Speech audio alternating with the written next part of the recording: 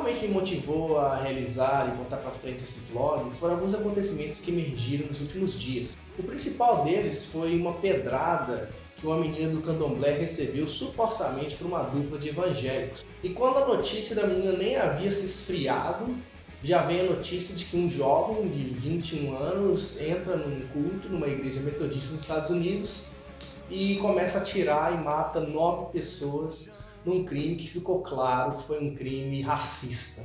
Essas duas notícias me chocaram muito e, para ser sincero, me deixaram sem palavras.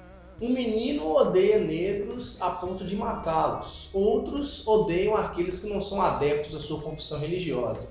Certa vez, Mandela disse uma coisa muito interessante sobre o ódio. Ninguém nasce odiando a pessoa pela sua cor da pele, pela sua origem ou por sua religião. Para odiar, as pessoas precisam aprender a odiar. E se podem aprender a odiar, podem aprender a amar. Essa percepção do Mandela é muito interessante. Porque ninguém nasce com vontade de matar negros, ninguém nasce com vontade de atirar pedras em pessoas de outras religiões, ninguém nasce com vontade de matar gays, odiar gays, ninguém nasce com vontade de odiar evangélico, ninguém nasce com vontade de xingar os outros pela internet. Isso se constrói pelas experiências da nossa vida, pelos ensinamentos que recebemos, no período de formação da nossa consciência. Essas atitudes e percepções em relação ao outro é algo que é semeado na nossa consciência. Esses acontecimentos que emergiram há alguns dias nos fizeram perceber o que tem alimentado a nossa consciência. Uma coisa que me incomoda muito é a predominância de uma linguagem agressiva nos púlpitos evangélicos. É claro que eu não posso generalizar todos os evangélicos, né, gente? Porque existe muito líder, gente boa, que não trilhou, não está trilhando esse caminho de um discurso de guerra e de um discurso agressivo. Infelizmente, o que mais se vê nas mídias de massa são pastores, políticos, pastores em debates agressivos, em debates ofensivos, em debates recheados de discursos agressivos, gritarias, ofensas de todos os lados. Como também já vimos rodando pela internet aí pregações de pastores que incentivavam policiais a meter bala nos bandidos mesmo e descarregar todo o revólver nos bandidos, porque afinal bandido bom é bandido morto, né? E para piorar, alguns políticos pastores endossando a bancada da bala, utilizando versículos bíblicos para basear todo esse discurso que no final vai gerar muita morte. Isso é uma realidade, gente. Se você discorda de mim, enxerga isso, eu te convido a observar o nosso contexto com mais cuidado, que você vai enxergar um pouco disso que eu estou falando. Eu fico muito incomodado quando eu encontro com gente que generalizam todos os evangélicos, ou seja, coloca todo mundo no mesmo saco. Eu acredito que precisa existir uma crítica vindo de dentro do movimento para que mostre que existe um novo jeito, um jeito diferente de ser cristão evangélico, meus pais. Me parece que está surgindo um movimento aí de gente querendo ser advogado de Deus, defender Deus, sabe? Como se Deus precisasse ser defendido. E tem gente pegando isso e defendendo Deus a ferro e fogo. Só que quando nós observamos a palavra de Deus, nós vemos alguns ensinamentos contrários a essa perspectiva de ser advogado de Deus. Um episódio em específico, narrado no Evangelho de Lucas, no capítulo 9, versículos 51 e 56, pode iluminar um pouco a nossa reflexão sobre esse tema do ódio.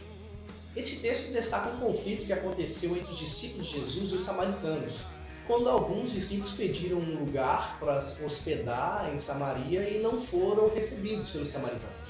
O motivo do conflito é claramente um conflito religioso, porque no contexto de Jesus, judeus e samaritanos não se davam bem. 2 discípulos de Jesus, vendo a rejeição dos samaritanos, fazem um pedido inusitado para Jesus. Eles pedem a Jesus se eles poderiam clamar para que fogo descesse do céu e matasse aqueles samaritanos que o rejeitaram. Jesus logo repreende aqueles 2 e faz uma indagação, né? Que espírito está em vocês? Porque Jesus foi claro que ele não veio para matar, né? Ele veio para salvar.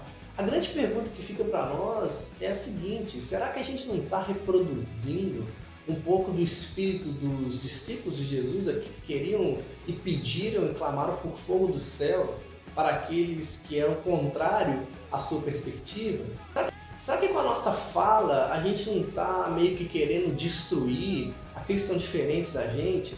E será que esse discurso de destruição, de destruir o outro, de alguém que é sempre contrário, será que esse discurso não está gerando, não está estimulando atitudes de ódio? Se esses dois caras que tiraram a pedra na menina do candomblé realmente são evangélicos, o que será que motivou esses caras a jogar uma pedra numa menina?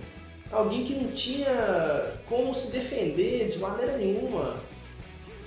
O que eu acredito é que nós precisamos pregar o Evangelho da paz. A mensagem de Jesus não é uma mensagem que em nenhum momento busca agredir e busca jogar pedra no outro. O Espírito de Jesus é um Espírito de paz, é um Espírito de amor. Por isso que ele questiona os discípulos, de que Espírito vocês acham que eu sou? O meu Espírito é o Espírito da paz, é o Espírito que vem trazer vida, que não vem trazer morte. Eu acredito que esse deve ser o nosso discurso, esse deve ser aquilo que deve estar na nossa palavra, deve estar nos nossos púlpitos, deve estar nos nossos ensinos. A gente precisa pregar o que a gente é a favor, a gente precisa pregar sobre o bem, sobre o amor de Jesus. A gente precisa parar de entrar nessa noia de que a gente precisa defender Deus e defender algumas coisas. A gente não precisa defender nada, a gente precisa anunciar o que a gente acredita. A gente defende muito mais o Evangelho quando a gente anuncia ele com verdade, quando a gente testemunha. O poder de Deus, que veio através do Espírito Santo, não é o poder para maltratar os outros, é o poder para testemunhar. Isso que nós lemos lá em Atos.